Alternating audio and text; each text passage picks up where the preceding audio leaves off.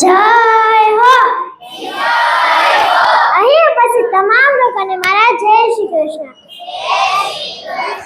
તો આજે હું પિતા વિશે કંઈક કહેવા માંગુ છું કે આપણે સૌ જાણીએ છીએ કે દરેક કવિ કે લેખકે માતા તથા તેના માતૃત્વ વિશે આપી છે, પણ ક્યાંય પણ અને ક્યારેય પણ પિતા વિશે આપવામાં આવી નથી કે લેખ પણ લખવામાં આવે.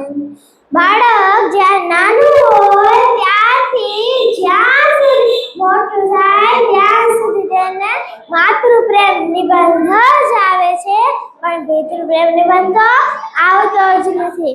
હું માતાનો વિરોધ નથી કરતી, પણ પિતા વિશે કંઈક કહેવા માંગુ છું કે પિતા એટલે કે જેમ એક ઘરને ટકાવી રાખવા માટે એક મજબૂત પાયાની જરૂર પડે, જેમ એક ઘરને ટકાવી રાખવા માટે મજબૂત પાયાની જરૂર પડે, એ જ પ્રમાણે એક સુંદર પરિવારને ટકાવી રાખવા માટે એક પિતાની જરૂર પડે.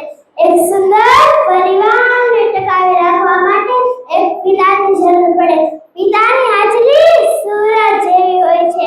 પિતાની હાજરી તો સૂરજ જેવી હોય છે.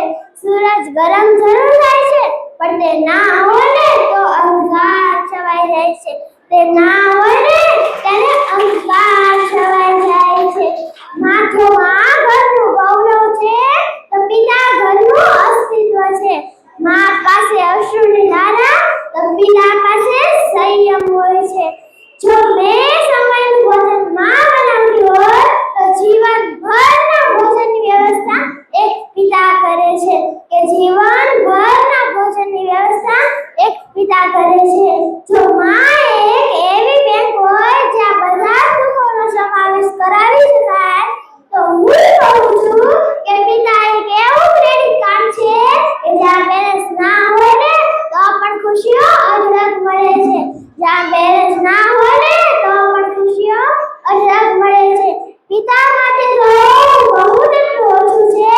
પિતા માટે હું કહું એટલું ઓછું છે, પણ સમયની મર્યાદાને ધ્યાનમાં રાખી હું એક છેલ્લી પંક્તિ કહી મારી વાણીને વિરામ આપું છું કે થાક ઘણો હતો આંખમાં, પણ અનંત પરિશ્રમ કરતા જોયા છે. ઊંઘ ઘણી હતી આંખમાં, પણ ચિંતામાં જાગતા જોયા છે. તકલીફો ચારેય બાજુથી હતી, પણ એકલા હાથે રડતા જોયા છે.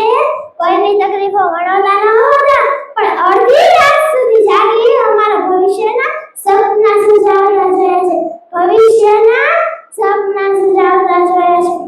બાય બાય ભેગી કરી અમારી ખુશી ખરીદતા જોયા છે, અને એ ખુશીઓ માટે પોતાના સપનાઓને રોડતા જોયા છે.